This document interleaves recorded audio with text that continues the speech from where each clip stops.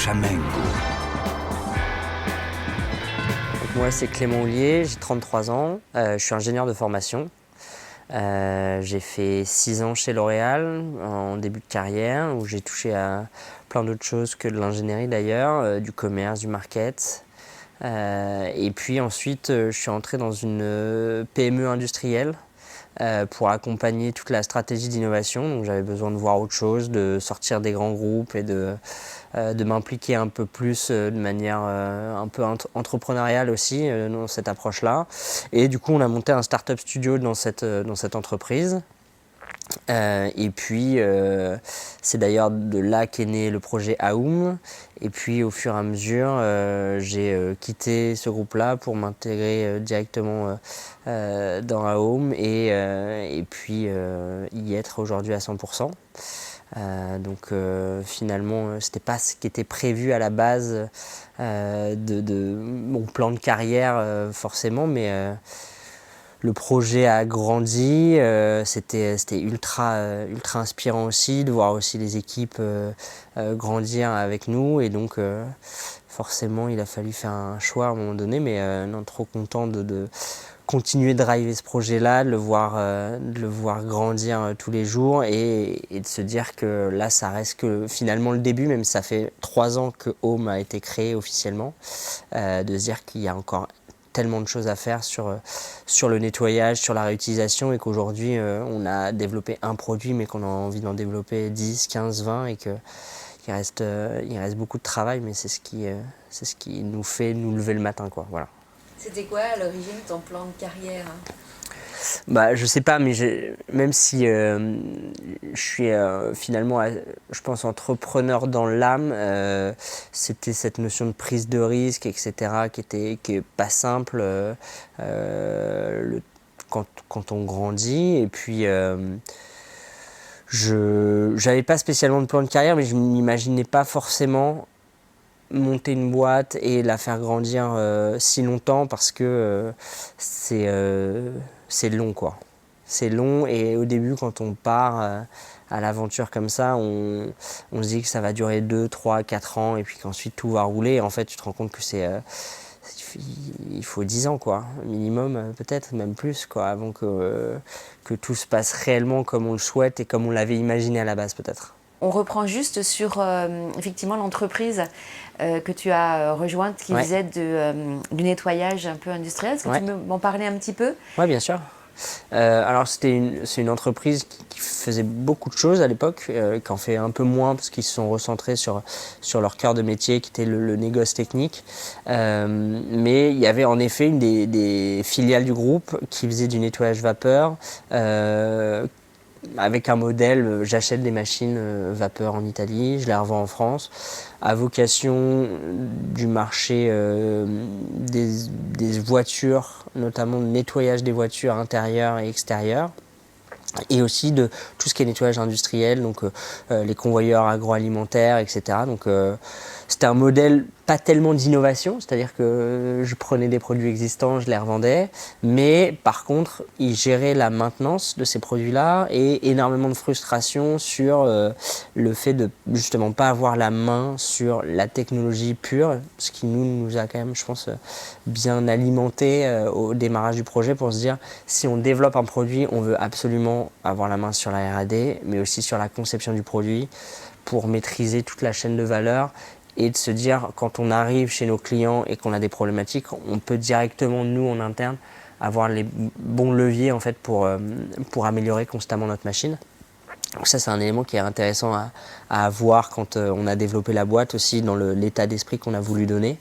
Et ensuite, l'autre point qui était intéressant en travaillant sur ce domaine-là du nettoyage industriel, c'est de se rendre compte que la vapeur avait des qualités extraordinaires et qu'elle était sous-exploitée par rapport aux enjeux de la société telle qu'on la voit aujourd'hui, c'est-à-dire où il y a, via la loi AGEC, énormément de choses qui bougent sur le plastique à usage unique, sur la réutilisation, et que qui dit réutilisation dit nettoyage. Et aujourd'hui, le nettoyage industriel tel que on le conçoit et tel qu'il tel qu'il s'offre à nous demande beaucoup d'eau en termes de consommation, beaucoup d'énergie, parce que les technologies de nettoyage, elles, n'ont que très peu évolué depuis des années. Et nous, dans cette démarche-là, on s'est dit, si on parle de réutilisation demain, il faut absolument donc, utiliser des nouvelles technologies et notamment utiliser au maximum de la vapeur d'eau parce qu'elle va permettre de réduire drastiquement la consommation d'eau liée au nettoyage. Donc ça, on est convaincu depuis le début que qui dit réutilisation dit nettoyage, mais dit aussi nettoyage le plus efficient possible si on veut vraiment faire de la réutilisation quelque chose d'universel, quoi. Ou sinon, on va dire, ok, on fait de la réutilisation, mais au final, l'impact écologique de la réutilisation, il marche pas, quoi. Il est le même que le jetable et ça n'a pas de sens. Donc c'est là où nous on se bat pour continuer de développer ces technos-là et les développer de la bonne manière pour réussir à avoir vraiment en termes d'impact carbone quelque chose de cohérent pour faire grossir la réutilisation. Et alors à quel moment dans cette entreprise qui s'appelle comment et qu'est-ce qu'elle existe toujours? Ouais. Cette entreprise, elle s'appelle Supratech, elle existe toujours. Après, comme je disais, il y avait beaucoup de métiers. Travail dans l'aéronautique, dans des cols techniques, dans des étiquettes pour l'industrie, dans les machines spécifiques pour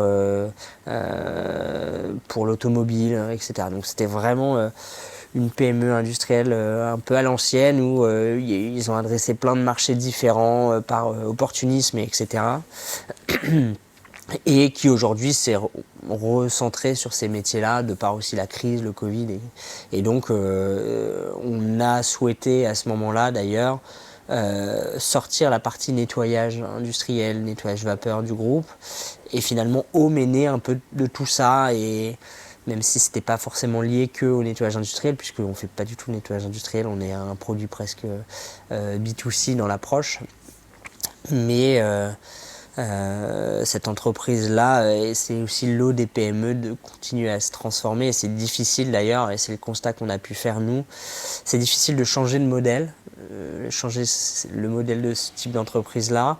Et c'est difficile de faire de l'innovation dans ces entreprises-là qui ont finalement pas l'habitude de faire de l'innovation, puisque c'était un modèle d'achat-revente où tu as une marge frontale qui arrive et qui est sympa au moment où tu vends, alors que là il faut faire de l'investissement pendant 2-3 ans, ce qui a été le cas chez Home où nous on a eu besoin d'1,6 million pour développer le produit et ça a duré 3 ans avec aucune garantie d'avoir un marché. Alors il y a plein de méthodes pour quand même au bout de 1 ou 2 ans, et c'est ce qu'on a fait, aller voir des clients, faire du bêta testing. Il y a plein de choses qui permettent quand même de valider une approche marché, mais forcément il faut sortir quand même le chéquier pour avancer et sans avoir la garantie d'avoir un modèle financier qui explose par la suite.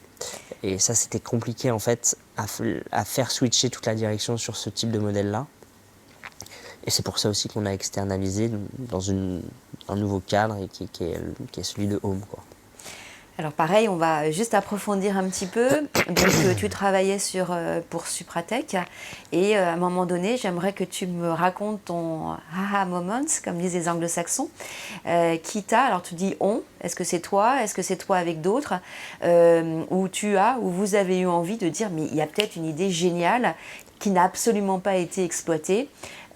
Comment elle est venue cette idée et pourquoi vous êtes parti sur effectivement un usage qui n'était pas celui de l'entreprise et de nettoyer d'abord de la vaisselle. Ouais, alors bon, j'avoue que ce moment-là, ce moment créateur, il est venu, donc on est 4 cofondateurs, il y a Thomas, Mathieu et Maxime avec moi. Ça vient beaucoup de Thomas et Mathieu qui ont beaucoup travaillé dans la vapeur, qui ont des idées à revendre et qui voulaient absolument travailler autour de la vapeur. Et donc moi je me suis intégré à ces idées-là pour structurer la démarche aussi, la vision et on est parti de la techno quelque part en se disant il faut qu'on fasse du nettoyage et qu'on utilise de la vapeur. Par contre, on peut nettoyer plein de choses, quoi. On peut nettoyer des verres. Alors, une des premières approches, c'était celle-là qui était de dire nous, au travail, On a plein de mugs qu'on n'a pas du tout envie de nettoyer. Ça serait incroyable de créer une machine qui nettoie à la vapeur en 10 secondes. Comme ça, les gens sont autonomes. Mais on avait aussi envie de nettoyer des panneaux solaires pour améliorer le rendement des panneaux solaires. On avait envie de nettoyer des voitures pour les rendre autonomes et partagés et du coup réduire l'impact global du parc de véhicules. On avait envie de faire plein de choses pour à chaque fois rendre le modèle du partage et de la réutilisation viable. Voilà. Donc ça, c'était l'idée qu'on avait de base. Et on s'est dit, ok, il faut qu'on développe un premier produit pour aussi finalement créer la boîte et la rendre concrète. Et on s'est dit, le produit le plus simple, ça va être une machine pour nettoyer des verres ou des mugs ou enfin des tasses. Parce qu'on s'est dit, c'est simple quoi, à faire.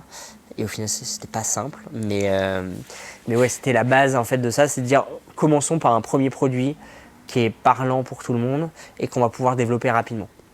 Rapidement, c'était 3 ans quoi, voilà, en gros. C'était pas si rapide, je pense. On s'attendait à le faire en 2 fois moins de temps, même si quand on échange avec ce qui se fait, on a d'une part été, je pense, très bon en termes de management du cash et développer ce type de produit, l'industrialiser avec un montant de 1,5 million, 1,6 million, c'est une belle prouesse. Et finalement, 3 ans, c'est une très bonne moyenne pour développer un produit hardware, quoi. Alors, quand vous avez eu cette idée à 4, Ouais. vous étiez excités comme des puces, je suppose. Quand vous l'avez partagé à votre direction, à vos proches, comment les gens ont réagi? Ça dépend énormément, mais je pense que le fait qu'on connaisse déjà un peu le sujet, qu'on ne parte pas dans un tout nouveau domaine, je pense que ça a rassuré d'une part la direction qui a fait confiance et qui nous a dit de bien structurer la démarche, mais voilà, la prise de risque au final pour le groupe était assez minime puisqu'on a sorti finalement cette idée-là du groupe via une structure indépendante. Et puis ensuite, non, je pense que les gens étaient quand même ultra encourageants dans la démarche. J'ai pas eu de gens qui ont dit mais dans quoi tu t'embarques ou quoi que ce soit. Donc je sais pas si c'est lié au fait qu'on était 4, on avait quand même pas mal d'expérience auparavant de par moi, mon parcours, mais aussi le parcours de Thomas, de Maxime, de Mathieu, qui font que on a été, je pense, très vite dans l'action et très vite on a réussi à avancer et du coup à fédérer autour de nous, à recruter des personnes. Et je pense que c'est le cœur de l'entrepreneuriat d'ailleurs, c'est continuellement convaincre des gens de dire que c'est possible de le faire. Que ce soit des banquiers au début, puis des investisseurs, puis des gens de rejoindre le projet, puis des clients de précommander la machine alors qu'ils n'ont rien vu. Enfin voilà.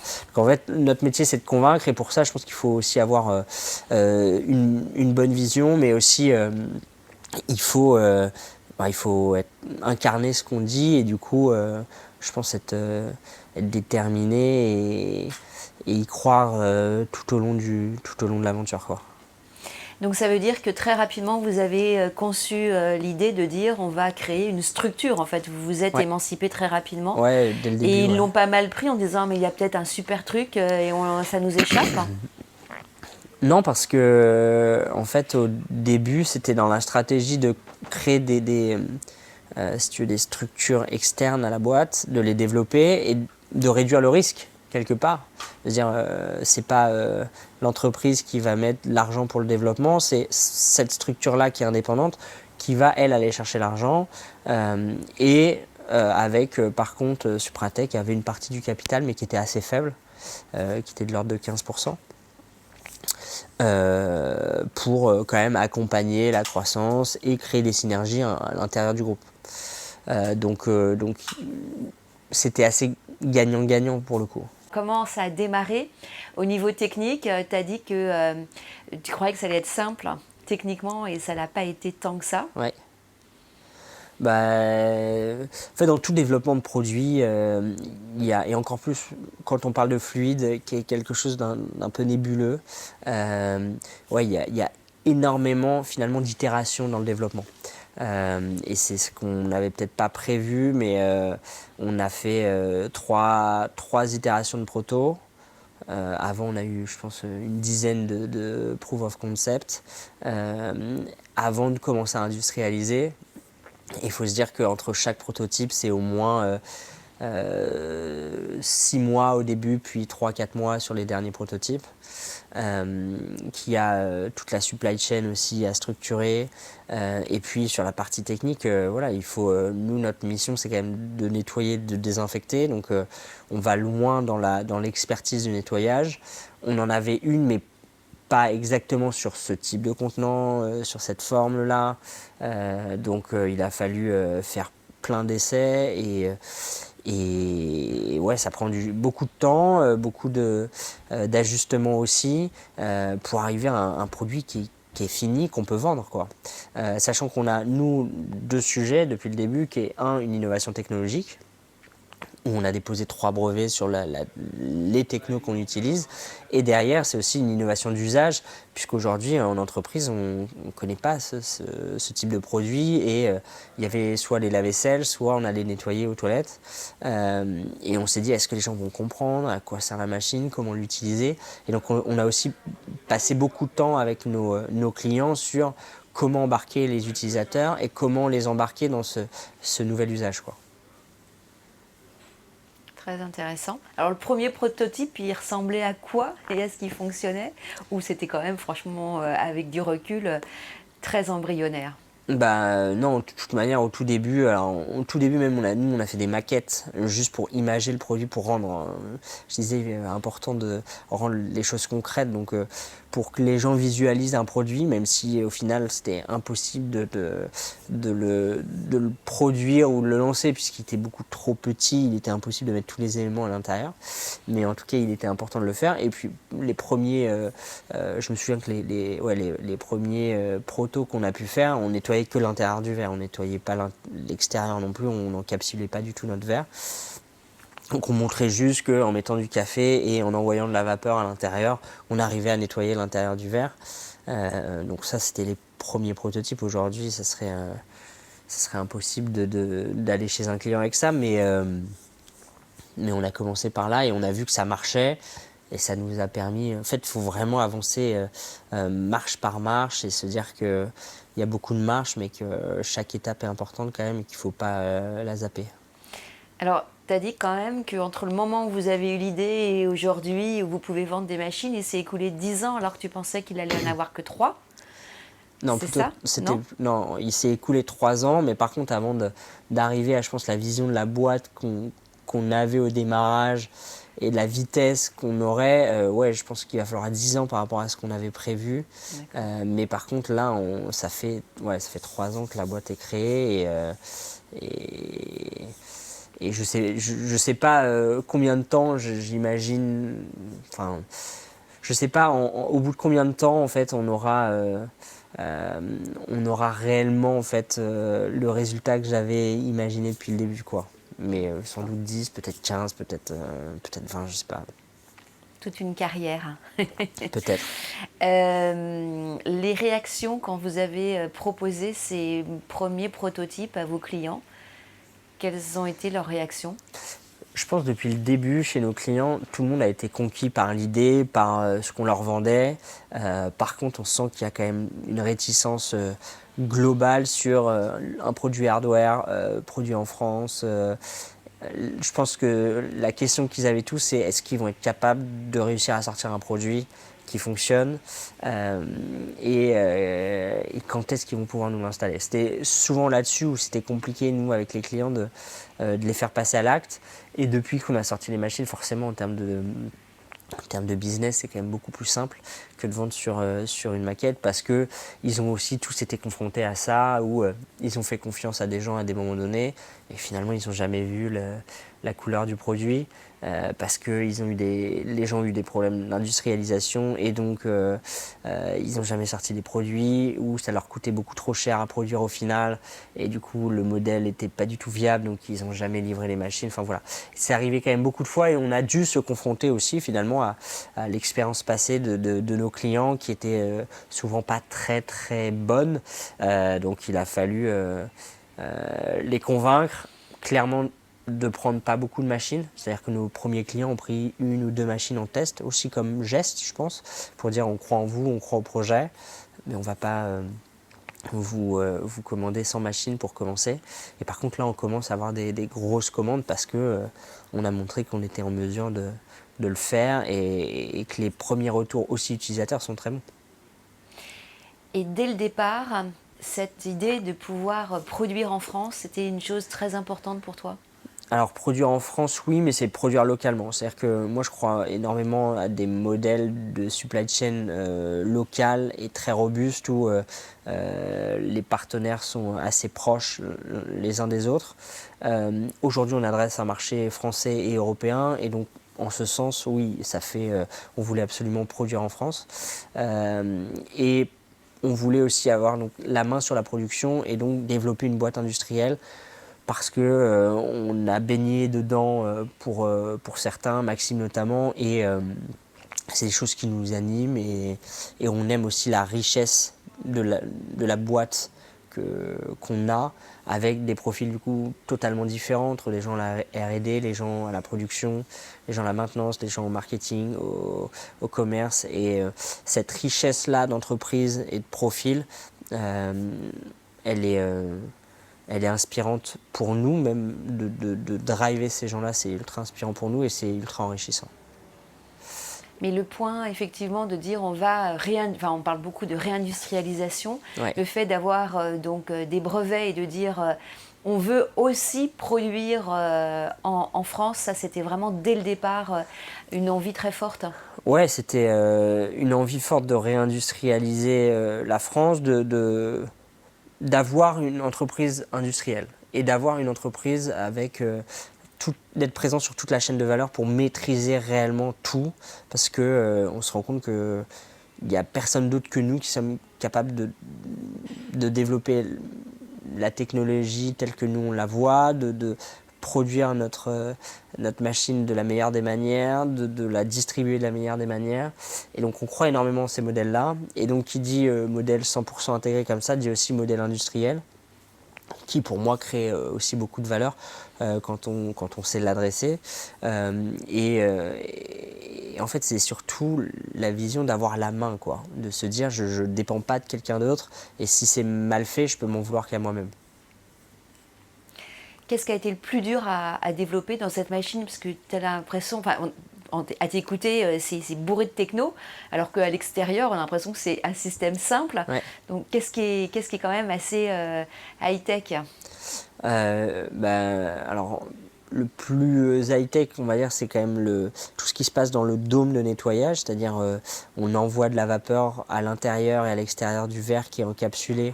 Et en fait, il a fallu énormément travailler sur la partie fluide et sur le système en lui-même d'injection de vapeur à l'intérieur de tout ça. Et ensuite, ce qui est très complexe, en fait, c'est le monitoring de tous les éléments qui composent la machine pour arriver au final à nettoyer ce verre ultra rapidement, qui est la déminéralisation de l'eau, qui est un vrai sujet, qui est le chauffage de notre eau, comment on monitore une vapeur à 140 degrés et à 5 bars et à les maintenir dans des conditions qui sont toujours les mêmes. C'est sécher le verre, c'est être sûr qu'il y ait zéro fuite dans notre système, c'est gérer toute la partie automatisation. Donc aujourd'hui on pose son verre, il y a une reconnaissance automatique. Donc c'est toute cette gestion-là et le monitoring en temps réel de tous les éléments composant la machine qui fait qu'aujourd'hui on a juste à poser un verre et que tout se lance tout seul, qu'on a des capteurs partout. Donc c'est ça qui a été compliqué aussi parce que quand on met des sous-ensembles, on arrive à faire fonctionner des sous-ensembles très simplement. Par contre quand on les imbrique tous entre eux, il y a forcément des problèmes de relation, quoi, voilà. Quand on les met ensemble, ils s'aiment pas trop au début, quoi. Voilà. Donc tu as dit qu'effectivement c'était du Made in France, mais c'est surtout sur donc, la R&D et l'assemblage qui est en France. Ouais. Mais sinon, tu t'approvisionnes donc principalement dans les pays européens. Est-ce que Ouais. tu peux nous parler un peu de ta supply chain qu'est-ce que tu achètes où Ouais. et quelle est la stratégie, si tu peux le redire, autour de ça? Ouais.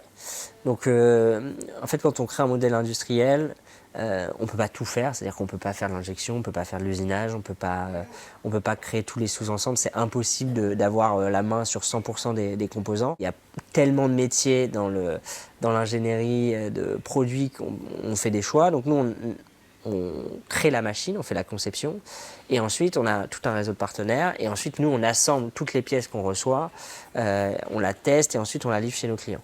Donc dans ce réseau de partenaires, ce qui est intéressant, c'est qu'on doit mettre en place des process qualité, pour être sûr que quand on va assembler la machine, il y ait zéro problème. Et donc dans cette vision-là de mettre en place des process qualité et d'avoir finalement un produit ultra robuste, on a voulu avoir des partenaires chez qui on peut aller facilement, qu'on connaît et on sait qu'on peut mettre en place aussi ces choses-là. Donc on a voulu créer une supply chain la plus locale possible. Donc on a beaucoup de partenaires français sur la tôlerie, sur l'assemblage de nos cartes électroniques, sur l'usinage. La partie injection, c'est une entreprise qui est franco-espagnole, mais les pièces sont injectées donc en Espagne. Mais on traite en français. C'est aussi ultra important d'avoir un relationnel très particulier avec ces fournisseurs qui en fait sont des partenaires. En fait, ça fait partie de l'entreprise, mais un tout petit peu en amont finalement nous de l'assemblage. Mais si eux sont pas bons, il est impossible de faire un bon produit derrière, quoi. Donc c'est là-dessus où on a essayé de créer ce réseau-là le plus local possible, pour qu'il soit le plus robuste possible. Et puis derrière, la vision, c'est si on adresse d'autres marchés, en Asie, en Amérique du Nord, c'est de recréer une supply chain locale à ces endroits-là, pour réduire aussi l'impact de la logistique, l'impact carbone, et éviter que les pièces elles fassent 3 fois le tour de la Terre avant d'arriver chez un client, quoi. Par rapport à nettoyer donc un verre ou une tasse, est-ce que tu as mesuré voilà, l'impact environnemental? Est-ce que maintenant que ces machines existent et sont vendues, c'est quoi la problématique que tu règles et que tu dis dès le départ quand tu rencontres un client? C'est quoi? Vous allez économiser tant d'eau, tant d'énergie? C'est quoi? Bah, on a une approche, on a une double approche qui est de dire notre usage va embarquer les collaborateurs et la machine va être utilisée, ce qui est un des premiers points parce que il a envie que ça fonctionne. Donc on a validé l'usage avec nos clients et c'est le premier message qu'on leur donne. Et le deuxième message, c'est de leur dire oui, en effet, vous allez supprimer les gobelets jetables. C'est une machine qui marche, ouais, c'est magnifique. Ça, ouais. Vous allez supprimer les gobelets jetables. Et pour ceux qui sont déjà passés sur des mugs ou des choses comme ça, vous allez avoir un nettoyage qui est beaucoup plus écologique. Donc, c'est important d'avoir quand même quelques chiffres en tête. Aujourd'hui, un lave-vaisselle, c'est 900 Wh quand on l'utilise. C'est environ 9-10 litres d'eau. Nous, on arrive sur un périmètre équivalent si on remplit son lave-vaisselle.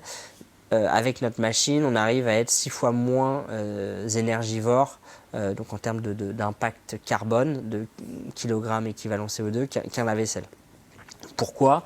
Parce qu'on nettoie qu'un seul type de verre et qu'on a finalement développé notre technologie de nettoyage sur un seul contenant, ce qui nous a permis de rendre d'avoir le nettoyage le plus juste possible, puisqu'on sait exactement ce qu'on nettoie. Donc c'est ce qui nous permet, nous, d'être beaucoup plus écologique qu'un lave-vaisselle.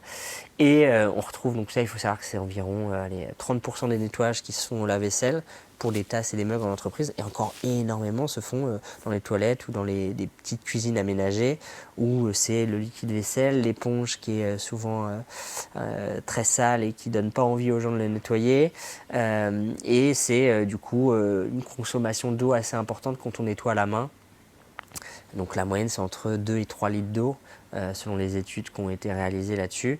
Et là, pareil, on arrive à être là, pour le coup, 15 fois plus écologique qu'un nettoyage à la main, parce que les gens ne font pas attention aujourd'hui. Alors, bien évidemment, ceux qui utilisent l'eau des pâtes et qui nettoient pas beaucoup, ça peut être intéressant de nettoyer à la main, mais nous, on apporte beaucoup de pédagogie sur le fait de ne pas confondre la sobriété et le côté archaïque des choses. C'est-à-dire que beaucoup de gens ont l'idée que nettoyer à la main, c'est le plus écologique parce qu'on utilise de l'huile de coude, parce que c'est contraignant de nettoyer à la main. En fait, on utilise de l'eau chaude, qu'il faut la chauffer, donc on utilise de l'énergie, il y a un cumulus, il y a du produit chimique, il a fallu fabriquer l'éponge, et au final, l'impact, il n'est pas bon parce qu'on n'est pas du tout sobre quand on nettoie un verre à la main, quoi.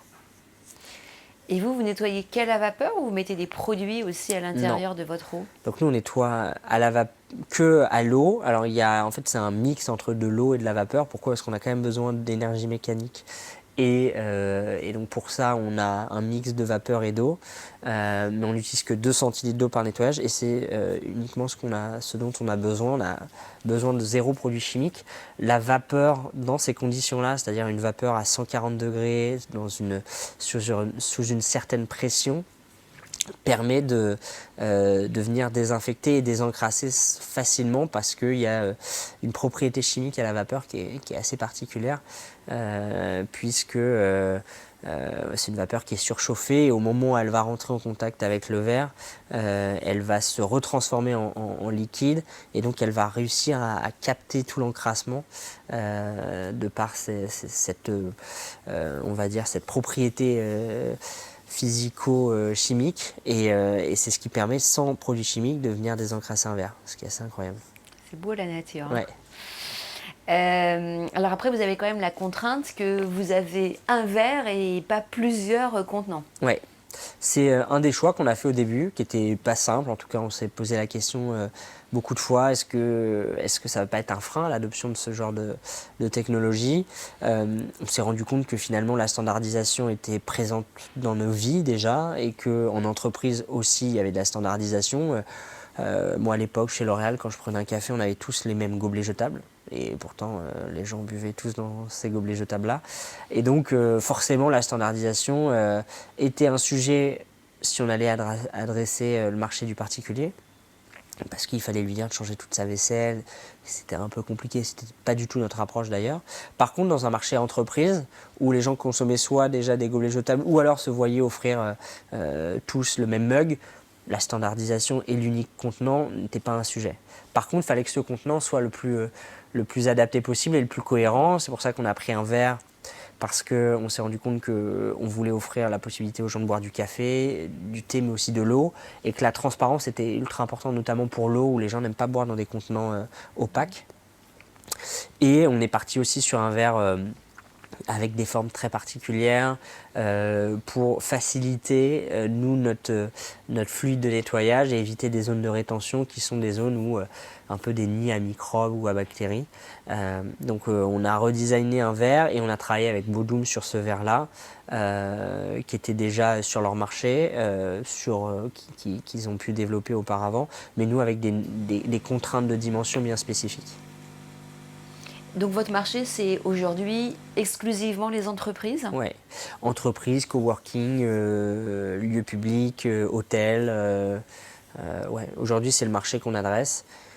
Et derrière, on se développera sans doute sur d'autres marchés. Mais ouais, c'est le premier marché qu'on a adressé qui finalement qui est assez énorme parce qu'il y a le marché français, mais c'est le marché européen puis mondial. On était aux États-Unis. On peut largement aller adresser ce marché-là avec notre machine, quoi. Donc les premiers clients, on peut citer les noms ou pas, ceux qui vous ont fait confiance et ouais, comment ça dans les évolue premiers aujourd'hui? clients, on a Kering, on a Engie, on a L'Oréal, on a Bayer, on a Alliance, UPSA, Galeries Lafayette. On a beaucoup de grandes entreprises aujourd'hui. Pourquoi? Parce que c'est des entreprises qui se transforment déjà beaucoup sur ces aspects-là. Et puis, on adresse quand même un marché pour les entreprises de plus de 50 salariés parce qu'on est sur un modèle de location à 180 € par mois et qu'on arrive à vendre. Et c'est notre vision, c'est de dire le nettoyage ne doit pas coûter plus cher que le réutilisable. Et ça devient intéressant pour des populations de plus de 50 personnes financièrement. Et on arrive à être au même prix qu'un gobelet jetable, mais en dessous de 50 salariés, forcément le coût à l'utilisation devient de plus en plus important parce qu'on a, nous, un modèle de location à un prix fixe. Et donc c'est pour ça qu'on adresse beaucoup de grandes boîtes aujourd'hui, aussi parce que ça nous permet de placer beaucoup de machines en lancement chez ces clients-là et que nous, ça nous permet de réduire nos frais de maintenance. Et pour un lancement, pour avoir un bon service, etc. C'était la stratégie la plus adaptée. Par contre, on réfléchit beaucoup déjà à comment on va pouvoir adresser le marché des plus petites entreprises avec un business model peut-être un peu différent, où là, ça ne sera plus un forfait fixe, mais ça sera un forfait variable en fonction du nombre d'utilisations. Et du coup, de vendre un coût par nettoyage de l'ordre de 3-4 centimes qui sera toujours en adéquation avec le coût d'un gobelet jetable en carton pour que finalement le switch d'une solution écologique versus une solution moins écologique soit simple à réaliser. Moi, je pense que on parle d'écologie, etc., c'est top, mais si ça coûte plus cher, si c'est beaucoup plus contraignant, etc., l'homme a du mal à switcher quand même. Et c'est en ça où nous, on veut créer une solution qui soit pas contraignante du tout, qui soit ludique, qui soit simple, rapide et financièrement viable aussi. Et en ce sens, les gens choisiront cette solution encore plus simplement si elle est écologique. Mais si derrière on n'est pas bon sur tout le reste, les gens ont du mal à faire le switch. Un des exemples marquants que moi j'ai eu, c'est les produits bio. Tout le monde a envie en fait de consommer des produits bio. Pourtant, ça représente que 6% du marché de l'alimentaire. Parce que ça coûte 20% plus cher que le non bio et qu'aujourd'hui, quand on fait ses courses, il y a le portefeuille qui parle quand même. Donc je pense que c'est des éléments quand même à avoir en tête quand on fait ce type de produit et de se dire qu'on ne peut pas le vendre 3 fois plus cher parce que c'est du Made in France et que c'est plus écologique, quoi. Et comment tu as réussi à rentrer dans tes frais? Parce que donc toi, comment dire, c'est le gobelet en carton. Le gobelet en plastique, il est encore moins cher, hein. Mais il est interdit.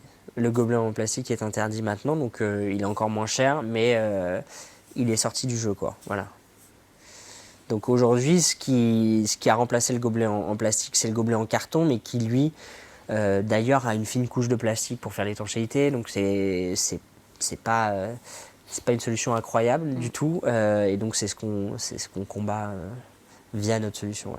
Et comment tu as réussi donc, à rentrer? Enfin, je veux dire, c'est assez incroyable d'être arrivé à développer un modèle économique qui soit moins cher que les produits existants. On revient aussi sur, je pense, la beauté du modèle industriel, qui est à partir du moment où on fait sa R&D, on développe le produit, on fait la production.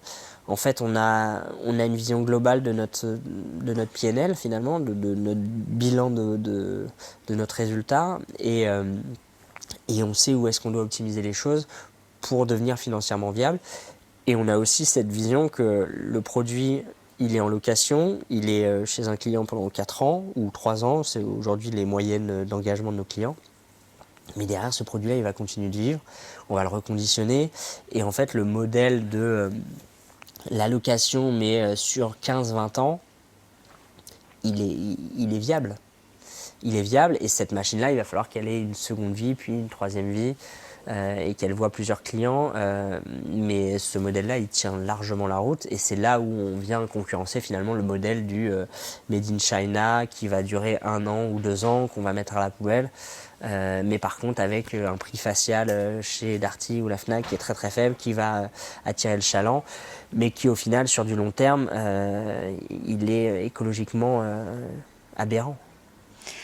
Quand tu parles de ta machine, j'ai l'impression que ça serait presque un produit qui aurait pu être développé en Allemagne, tellement justement il y a cette idée de robustesse, de durabilité, de faire durer, de faire de la qualité. Et donc ça, j'aimerais que tu m'en parles et puis associer effectivement à cette logique d'économie circulaire. Est-ce que vous l'avez eu dès le départ de dire qu'effectivement on vend un usage et pas un produit? Ouais, c'est évident et c'est là aussi où dans notre modèle on fait de la maintenance de notre produit et clairement si on ne fait pas un produit qui est robuste, en fait, on va le payer derrière puisqu'on fait nous-mêmes notre maintenance. Donc, si les produits, on les achète pas bien et qu'ils tombent en panne toutes les semaines, on va envoyer des techniciens, ça va nous coûter extrêmement cher. Donc, d'où l'intérêt de créer un modèle, enfin une machine la plus robuste possible dès le démarrage. Et en fait, on va gagner aussi financièrement en ayant le moins de maintenance possible. Et puis pareil sur la location, c'est ce qu'on vend aux clients en disant on garde la main sur la machine. On n'a aucun intérêt à faire une machine qui va tomber en panne tout le temps, puisqu'on ne vous la vend pas. Donc ce modèle aussi de la location était le modèle pour nous le plus vertueux. Ouais. C'est super intéressant. Et l'image de l'Allemagne, est-ce que tu penses qu'en France, on peut se créer une nouvelle image parce on part de tellement loin. Enfin, nous, on est le pays qui a le plus désindustrialisé au monde, des pays de l'OCDE. Et puis, face à l'Allemagne, où justement, ils ont une image incroyable, nous, c'est un peu bancal. Est-ce que tu penses qu'il y a une nouvelle génération d'entrepreneurs comme toi qui peuvent inverser la tendance? Je pense il va falloir du temps, notamment parce que sur ces modèles-là, on se rend compte qu'on a besoin d'argent et que franchement, le modèle d'investissement en France est pas encore assez développé sur le hardware et sur l'industrie, à mon sens. On le voit d'ailleurs avec toutes les licornes là qui sortent en ce moment, qui sont sur des modèles software SaaS en grande majorité. SaaS? Donc c'est Software as a Service. C'est beaucoup d'entreprises là qui ont levé des millions d'euros et qui du coup sont valorisées à plus de 1 milliard, sont des entreprises de software et non de hardware. Et donc on a un écosystème d'investisseurs qui n'est pas très habitué à ce type de boîte. Et donc c'est difficile de financer ce type de projet et donc c'est difficile de transformer, je pense, aujourd'hui le modèle français encore. Je pense que ça va venir. Les États-Unis sont bien meilleurs d'ailleurs là-dessus. Ça va prendre du temps, mais on est là aussi pour ça, en montrant que des gens qui le font bien et créent des entreprises avec énormément de valeur. Et du coup, ça va, je suis certain, amener d'autres à le faire. En tout cas, c'est la vocation qu'on a. Et quitte à même d'ailleurs un jour nous porter aussi ces valeurs-là et créer nos propres fonds d'investissement pour développer des entreprises hardware. Je ne sais pas, mais ouais. Mais je pense honnêtement qu'on a encore beaucoup de travail à faire. Ouais. Ça a été difficile pour toi de lever des sous? Ouais, c'était compliqué, ouais. Parce que les gens connaissent pas bien, ça fait peur, parce que c'est très complexe, parce que c'est beaucoup de temps et beaucoup d'investissement financier, avec une prise de risque qui est bien plus importante que, comme je le disais, des boîtes de software, où aujourd'hui on a besoin d'un développeur, d'un ordinateur, et il développe une application, ou il développe la plateforme, et s'il y a des modifications à faire, on le fait directement depuis son ordinateur, et ça demande un peu moins d'argent en termes de développement, et du coup on se confronte beaucoup plus vite au marché, et donc ça les rassure. Par contre, à mon sens, la barrière technologique ou la barrière à l'entrée, elle est beaucoup plus faible, et il y a beaucoup de concurrents qui peuvent arriver avec un produit assez similaire au final, alors que, à contrario, nous on a déposé des brevets, on a aussi capitalisé sur des équipes, sur un modèle industriel avec des machines, etc., qui font que, à mon sens, moi je préfère davantage, enfin ça me sécurise davantage de développer ce type d'entreprise que de développer une entreprise sur du software. Mais je ne suis pas investisseur, quoi. Donc c'est différent. Voilà. Mais tu sens que effectivement ils sont pas trop habitués. Non, ils sont pas trop habitués, ils connaissent pas bien, donc ça leur fait peur. Et donc c'est comme tout, hein, les choses qui nous font un peu peur, on regarde un peu de loin. Et donc oui, ça n'a pas été simple. Mais c'est aussi, je pense, une des barrières à l'entrée, c'est de convaincre des gens, de leur montrer qu'on est capable de le faire et que ce modèle-là qu'on a créé, il est possible. Et on a quand même réussi à le faire. Donc c'est possible, mais par contre, c'est dur. Ouais. Et tes investisseurs, est-ce qu'ils ont une dimension éthique? Est-ce que c'est du social business? Nous, donc, on a fait une première levée avec plutôt des proches et des amis. Donc là-dessus, c'était pour mettre un petit peu, pour lancer l'aventure. Et ensuite, on a fait entrer la Maïf, avec un fonds Maïf Impact, qui est entré, qui a cru au projet. Et oui, ça reste un fonds Impact. Et je pense que c'est là-dessus qu'on a réussi à capitaliser. C'est de raconter plutôt l'histoire de la vie, de la boîte et de la mission, plutôt que des investisseurs un peu plus institutionnels ou sur du hardware, quoi. On est rentré vraiment via la porte impact et entreprise à mission. Et est-ce que les investisseurs jouent le jeu? Parce que je vois que tu as une approche très, très holistique, de ne pas être trop gourmand et d'avoir un retour sur investissement qui reste absorbable. Ou Ça, pas? Ou est-ce qu'ils sont quand même gourmands et alors demandent du honnêtement là-dessus, 10-15%, ou ils restent... là-dessus, je pense que nous, en tout cas avec la Maïf, ça s'est extrêmement bien passé et en effet, ils n'ont pas, comme ils appellent leurs investisseurs, puisqu'un fonds finalement c'est des investisseurs qui mettent de l'argent dans ce fonds-là et ces investisseurs attendent des retours sur investissement.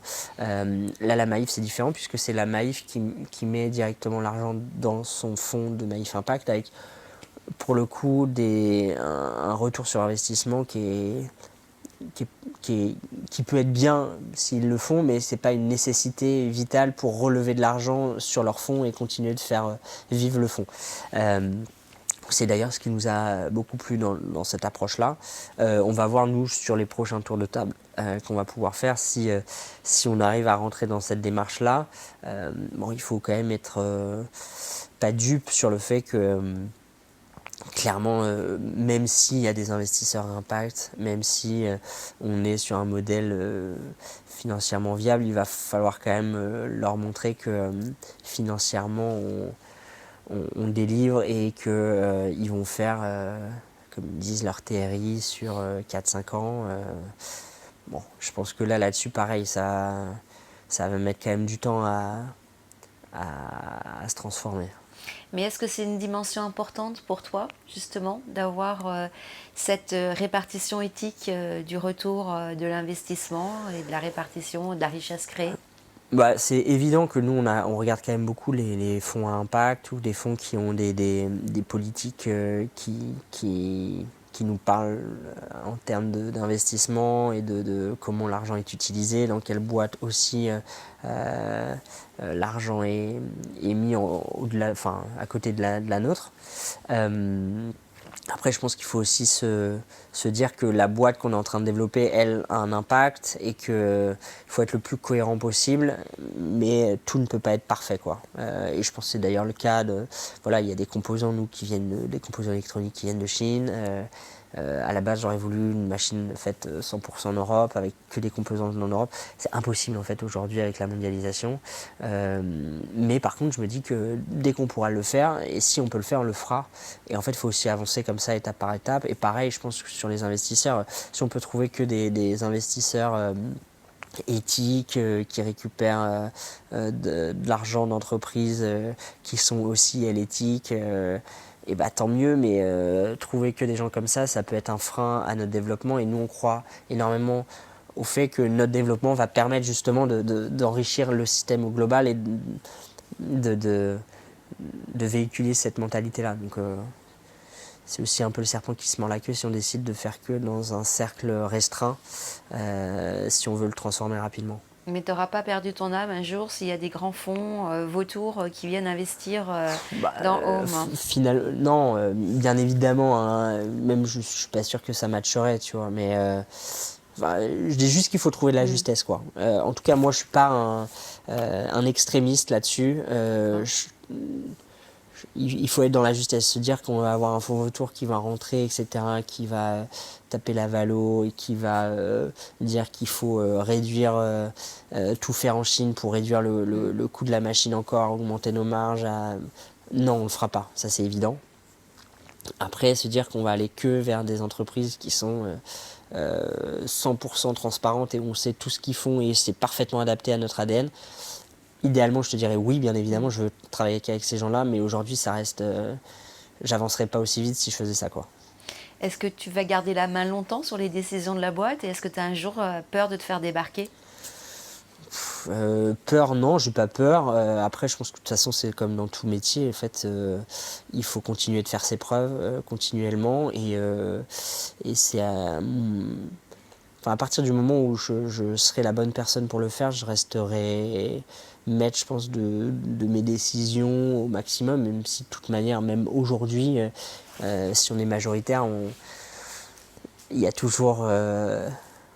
on n'a pas la main sur tout de toute manière. Non, je pense qu'il faut se remettre en question, pas avoir peur de ça et de se dire si vraiment on est bon au quotidien, qu'on drive les équipes comme elles doivent être drivées, qu'on crée ce qu'on est en train de...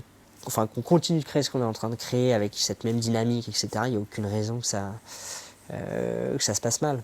Tu es encore majoritaire ou pas? On est, les 4 Les cofondateurs, on est d'accord. encore majoritaire. Ok. Est-ce que vous avez des concurrents? Ouais, on a forcément des concurrents. Alors, on a beaucoup de concurrence indirecte. Comme je l'ai expliqué, ça va être le lave-vaisselle classique, finalement le robinet, et puis les gobelets jetables. Et ensuite, on a des concurrents sur le monde de l'entreprise avec une approche de nettoyage un peu différente, qui est plutôt une approche de rinçage d'ailleurs, comme on retrouve dans les bars. Donc il y a quelques entreprises qui se développent avec des petites machines qui sont raccordées à l'eau, où on vient juste poser son verre, appuyer, et puis on a de l'eau qui sort et qui rince le verre. Donc c'est du rinçage. Et on a aussi tous les modèles de consignes et de collecte, où là en fait c'est des gobelets réutilisables type EcoCup qui sont stockés et qui sont récupérés, envoyés dans des centres de nettoyage, nettoyés et remis chez les clients. Donc ça, c'est un peu les deux modèles qu'on trouve sur une concurrence un peu plus directe, qui sont des modèles qui sont intéressants, mais sur lesquels nous, on arrive à énormément se différencier, quoi. Et alors les retours des premiers clients, quels sont-ils? Les retours, ils sont géniaux parce que déjà, on se rend compte que les gens savent utiliser la machine quasiment instantanément. On n'a pas besoin de leur expliquer 50 fois, et ça a été un de nos modèles, qui est de dire je pose mon verre, je remplace l'usage unique par le geste unique. Il y a quelque chose d'extrêmement simple et d'universel, et donc ça marche très bien, et c'est quand même une très bonne nouvelle. Là où nous, je pense qu'on doit aller encore plus loin sur la communication, c'est expliquer pourquoi le nettoyage est vraiment écologique, le fait d'utiliser très peu d'eau, pas de chimie, le fait d'avoir ce modèle-là industriel, une supply chain, une logistique locale. Tout ça fait qu'on ne peut pas envoyer 10 000 messages en 30 secondes avec une machine, donc on s'est focalisé sur le fait que déjà elle soit utilisée. Et l'étape 2, c'est de communiquer encore davantage sur pourquoi ce nettoyage-là est le meilleur et le plus écologique. On le fait déjà via de la communication interne, des vidéos, etc. Mais je pense qu'on peut aller encore plus loin via une expérience qu'on va vendre aussi à l'utilisateur, où il pourra voir directement sur la machine, alors via un QR code ou autre, parce qu'on n'avait absolument aucune envie d'avoir un écran LCD avec des terres rares, etc. Mais il pourra voir comment la machine a été fabriquée, d'où viennent les composants, qui l'a assemblé, puisqu'aujourd'hui nos machines sont assemblées par un monteur, c'est une machine égale un monteur, donc avoir l'histoire du monteur, la ligne de production, combien la machine a utilisé d'eau, combien elle a économisé, etc. Et c'est d'avoir aussi d'apporter cette pédagogie aux utilisateurs pour continuer de les embarquer et de le faire avec transparence et optimisme et ouais, pas mal de pédagogie pour transformer aussi les mentalités. Et vous allez automatiser un jour votre ligne de production ou pas? Ou ça sera toujours fait à la main, mais un peu plus cher? Alors là-dessus, c'est évident, on n'arrivera pas à automatiser 100% de toute manière, c'est pas notre vision, ça doit être un mixte en fait. Aujourd'hui, il faut savoir que rien n'est automatisé, et donc sur une machine, c'est 7 heures de production, il faut se dire que 60% de son temps, c'est du déplacement dans le magasin pour récupérer les pièces, etc. Ça doit être automatisé, parce qu'il n'y a aucun intérêt à ce qu'il passe 60% de son temps à se déplacer. C'est plutôt l'intérêt, c'est que les pièces viennent à lui. Par contre, il faut que les 40% de création de valeur et de technicité de l'assemblage, ça soit 100% en fait de son temps de travail, quoi. Donc en fait, c'est plutôt comment on arrive, via de l'automatisation, à créer un poste de montage à forte valeur ajoutée, quoi. Pourquoi vous avez trouvé le nom Home, qui sonne très bien, et du reste, tout à l'heure, tu as dit Home. Alors, comment ça se prononce? Les deux, en fait, on n'est pas... Non, en interne, c'est home. Après, j'ai pris l'habitude de dire home aussi beaucoup au téléphone ou autre pour que les gens visualisent le mot beaucoup plus simplement. Donc home, c'est l'acronyme de arrêtons l'usage unique maintenant. Et c'est aussi une syllabe qu'on retrouve dans le yoga. C'est une syllabe sanscrite qui est le son originel au moment de la création de l'univers. Donc c'est une sorte de résonance qu'on trouvait belle entre justement comment, malgré le fait qu'on produise un produit, comment on arrive à créer de la résonance avec les humains, mais aussi la nature. Et c'était vraiment l'idée de base de créer cette réutilisation, mais tout en prenant soin de nos ressources. Et donc c'est de là que vient aussi donc, cette double signification du mot home. Voilà. Alors on ne le dira pas, mais moi je sais qu'au départ c'était pas ça. Mais vous avez trouvé un acronyme qui permette effectivement faire vivre le logo et raconter une belle histoire. Par rapport aux clients, donc les premiers retours sont excellents. Donc ça fait, je suppose, boule de neige, c'est-à-dire que vous vous en commandez, enfin tu disais qu'ils t'ont commandé quelques machines et puis là maintenant ils sont passés de 2 à quoi à 100. Comment ça se passe alors maintenant? Bah, c'est ce qu'on appelle l'upsell, donc c'est la vente additionnelle qu'on peut faire chez un client déjà existant. Les bons messages qu'on a, c'est depuis la livraison. Là, on a un exemple, c'est le groupe Kering qui avait pris 2 machines en test pendant 4 mois. Enfin, ça fait 4 mois qu'on a installé les machines. C'est d'ailleurs chez eux qu'on a installé les premières. Et là, on vient de signer 33 nouvelles machines chez eux pour 4 sites différents. Donc c'est un message qui est ultra positif, qui est de dire on a installé des machines chez eux, ils sont satisfaits, les collaborateurs l'utilisent, ça fonctionne bien et du coup ils installent cette solution sur d'autres sites. Donc c'est l'étape là, l'étape de 2022, c'est justement d'aller continuer à aller chercher ces nouvelles commandes chez ces clients existants et puis d'aller chercher des nouveaux clients. Ouais. Et quels peuvent être les nouveaux clients? Toute entreprise de plus de 50 personnes, j'ai bien noté. Voilà, c'est ça. Bon, on a beaucoup de demandes en cours. Après, ça prend toujours du temps de signer des nouveaux clients là. Mais on a plus de 1000 machines dans notre pipeline commercial qu'il va falloir signer sur cette année. Ouais. Mais c'est l'objectif d'ailleurs de 2022, c'est d'avoir un parc de 1200 machines à la fin d'année. Ouais. Et donc principalement auprès de clients français ou européens, et un jour tu es allé à Las Vegas, ça pourra être aussi vendu aux États-Unis avec une production locale, je l'ai bien noté. Oui, alors aujourd'hui quasiment 100% français, on a quelques machines en Suisse et on va ouvrir de plus en plus le marché de la Suisse qui est un marché avec une forte appétence aussi pour le réutilisable, des déchets qui sont énormément taxés donc qui font que le prix du gobelet jetable est beaucoup plus élevé et du coup notre machine même financièrement elle est encore plus cohérente là-bas. Donc ouverture de ces marchés-là, Benelux aussi. Et ensuite, c'est adresser le marché européen dès 2023 avec le UK, l'Allemagne, plutôt des pays nordiques avec cette culture quand même de la réutilisation, c'est clair.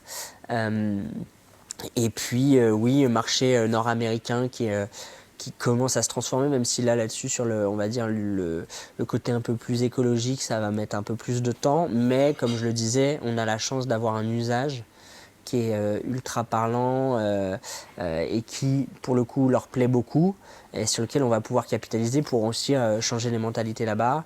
Le Canada, par contre, est beaucoup plus avancé, donc ça serait pareil, objectif mi-2023, d'ouvrir plutôt des villes comme New York et Montréal. Est-ce que tu as peur qu'un jour il y ait du plagiat et qu'il y ait de la contrefaçon, notamment du côté des Asiatiques ? Non, en fait, on se dit que si un jour ça arrive, c'est plutôt une bonne chose, quoi. au final. Et c'est là aussi où nous, dans la culture de boîte, c'est continuellement innover dans ce qu'on fait, dans des technologies encore moins énergivores. Et c'est d'avoir toujours cette avance en termes, un, de techno, deux, de marque, de visuellement, en fait, de ce qu'on vend et de l'assurance que peuvent avoir les utilisateurs envers notre technologie, envers notre machine, envers l'entreprise, qu'on doit travailler sur le fait d'être une entreprise responsable, une entreprise à mission qui fait des bons choix, qui font, selon moi, même s'il y a des gens qui vont arriver et on va forcément donner à avoir des concurrents directs, d'avoir créé cette boîte qui est inspirante pour tout le monde, qui font que les gens vont continuer de nous faire confiance et de travailler avec nos solutions.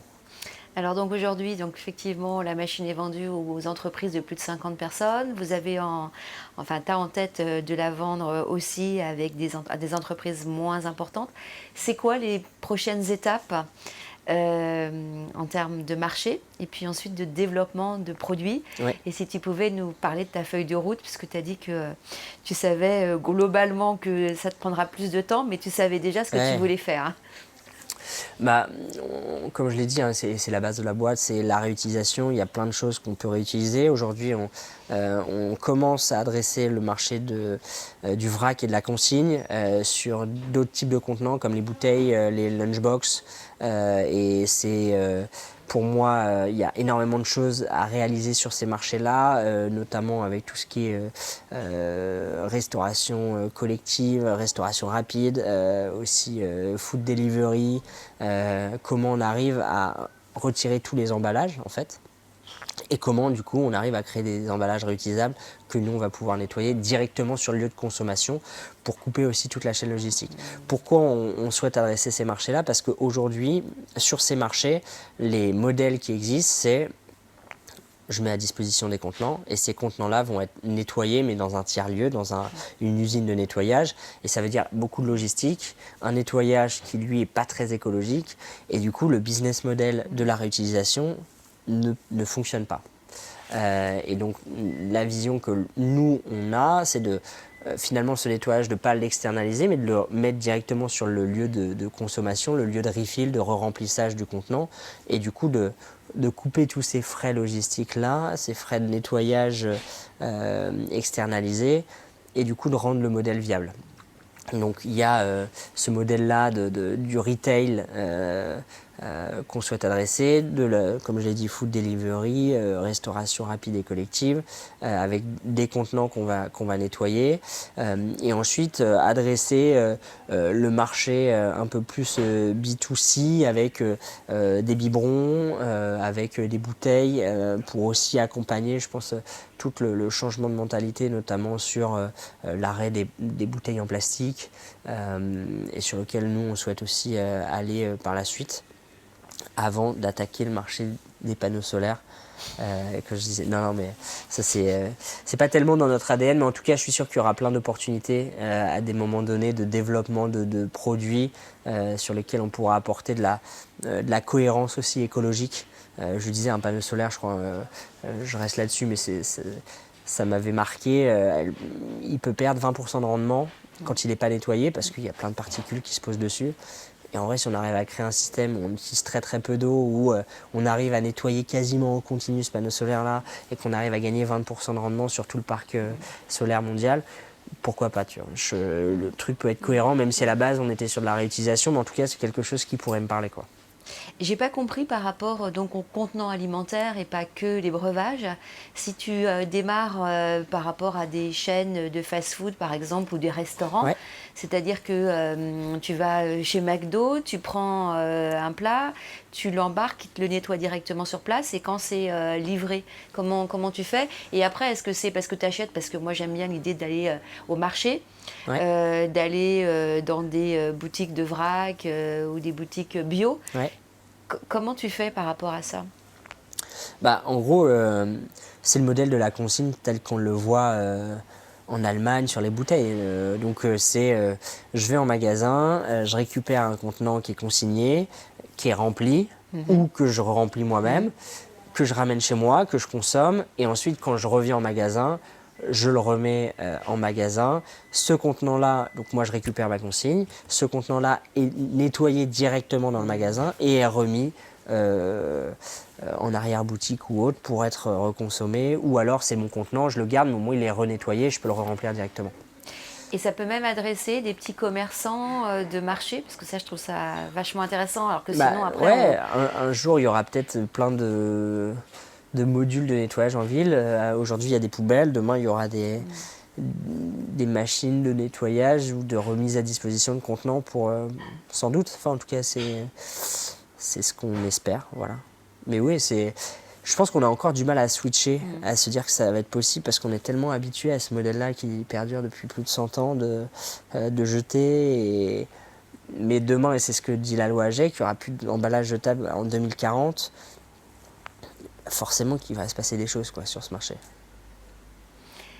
Je te sens quand même heureux. Est-ce que c'est le cas ou pas? Ouais, heureux de l'aventure, heureux de la tournure des événements et puis heureux de voir que ça continue de prendre forme et que on recrute des gens, que les gens sont heureux d'être là et au-delà du projet, de la mission de la boîte, ce qui moi me rend heureux, c'est l'aventure qu'on vit avec les gens dans la boîte, quoi.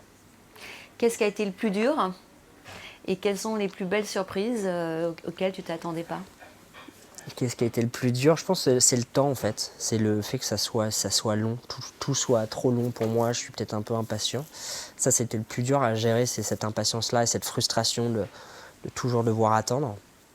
Et après, ce qu'il y a de beau, c'est ça, c'est l'aventure, c'est le fait d'être, aujourd'hui on est 38 dans la boîte, d'avoir des profils totalement différents, mais on a, aujourd'hui aucune personne n'est partie de la boîte, donc c'est aussi une belle réussite et c'est là-dessus où j'ai envie de continuer de rencontrer des nouvelles personnes et de les fédérer autour de ce projet. Super, merci beaucoup Clément, c'était super intéressant. Merci. Chamengo.